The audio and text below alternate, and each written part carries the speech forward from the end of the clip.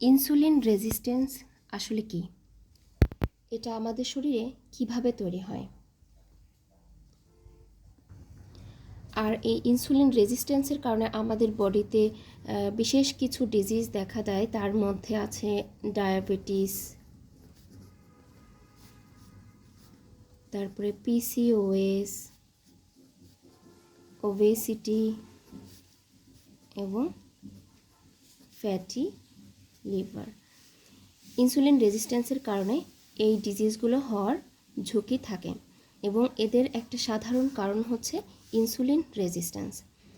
এখন ইনসুলিন আমাদের শরীরে কিভাবে কাজ করে? যখন আমরা কোনো খাবার ইনটেক করি, যখন আমরা কোনো খাবার খাই, বিশেষ করে কার্বোহাইড্রেট জাতীয় খাবার, সেই কার্বোহাইড্রেট এই খাবারটা ভেঙে গ্লুকোজে পরিণত হয়। এই গ্লুকোজটা আমাদের ব্লাডে চলে আসে। এখন এই গ্লুকোজটা কোষের ভেতরে নিয়ে যাওয়ার জন্য শরীরে একটা গুরুত্বপূর্ণ হরমোন কাজ করে, আর সেই হরমোনটাকে বলা হয় ইনসুলিন। এই ইনসুলিন হরমোনটাই এখানে কাজ করে। এই ইনসুলিন হরমোন হচ্ছে প্যানক্রিয়াসের বিটা সেল থেকে এটা তৈরি হয়ে থাকে। স্বাভাবিক অবস্থায় হচ্ছে ইনসুলিন যখন ব্লাডে আসে তখন সেলের যে দরজা থাকে, সেই দরজায় হচ্ছে ইনসুলিন রিসেপ্টর থাকে। ইনসুলিন রিসেপ্টর থাকে। আর এই ইনসুলিন রিসেপ্টর যখন কোষের ভেতরে যখন একটা সিগন্যাল তৈরি করে, তখন হচ্ছে গ্লুকোজ ট্রান্সপোর্টার অ্যাক্টিভ হয়ে যায়। গ্লুকোজ ট্রান্সপোর্টার অ্যাক্টিভ হয়ে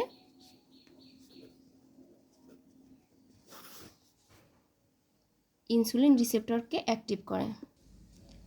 আর এর ফলে কি হয়?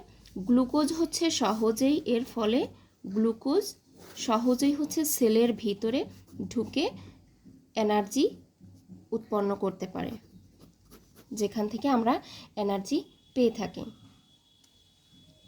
কিন্তু সমস্যা হচ্ছে যখন ইনসুলিন কোষগুলো, আমাদের যে সেলগুলো আছে, সেলগুলো যখন ইনসুলিনের প্রতি সংবেদনশীল না হয়, তখন আমাদের বডিতে প্রবলেম ক্রিয়েট করে। অর্থাৎ আমাদের বডিতে ইনসুলিন থাকা সত্ত্বেও আমাদের সেলগুলা ইনসুলিনকে গ্লুকোজকে গ্রহণ করতে পারে না, আর এই অবস্থাকেই বলা হচ্ছে ইনসুলিন রেজিস্ট্যান্স। ইনসুলিন রেজিস্ট্যান্স হওয়ার বেশ কিছু কারণ আছে। তো সেই কারণগুলোর মধ্যে কি কি আছে একটু দেখি। প্রথমে যেটা, সেটা হচ্ছে ওবেসিটি। ওবেসিটি যখন আমাদের শরীরে বেশি পরিমাণে চর্বি জমে, তখন ফ্যাট সেল থেকে বিভিন্ন ইনফ্ল্যামেটরি কেমিক্যাল বের হয়। ইনফ্ল্যামেটরি কেমিক্যাল বের হয়। আর এই কেমিক্যালগুলো হচ্ছে ইনসুলিন সিগন্যালকে বাধা দেয়। ইনসুলিন সিগন্যালকে বাধা দেয়, আর এই কারণে হচ্ছে ইনসুলিন রেজিস্ট্যান্স দেখা দেয়। তারপরের কারণ হচ্ছে free fatty acid. Free fatty acid, অতিরিক্ত ফ্যাট থেকে তৈরি হয় ফ্রি ফ্যাটি অ্যাসিড, আর এগুলো হচ্ছে লিভার আর মাসেলে গিয়ে জমা হয়ে ইনসুলিনের কাজকে ব্যাহত করে।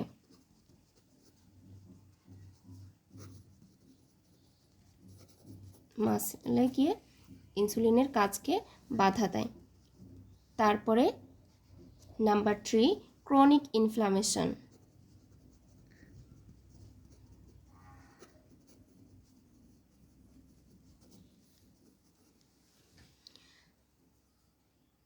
আমাদের শরীরে যদি দীর্ঘদিন যাবৎ কোনো ইনফ্লামেশন থাকে, তখন আমাদের শরীরে TNF আলফা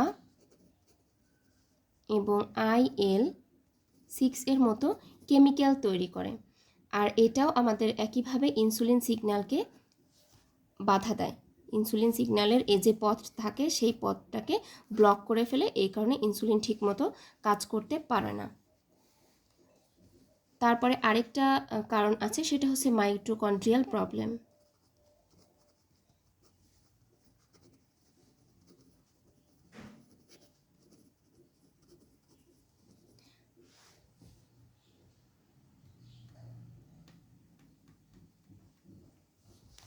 আমরা জানি যে মাইটোকন্ড্রিয়া হচ্ছে এটা আমাদের বডিতে পাওয়ার হাউস হিসেবে কাজ করে, আর এটা আমাদের বডিতে শক্তি উৎপাদনের প্রধান কেন্দ্র। যখন এইটা ঠিকমতো কাজ করতে পারে না তখন হচ্ছে গ্লুকোজের ব্যবহার কমে যায়, আর ওই সময় হচ্ছে গ্লুকোজ এই ইনসুলিনের রেজিস্ট্যান্স বেড়ে যায়।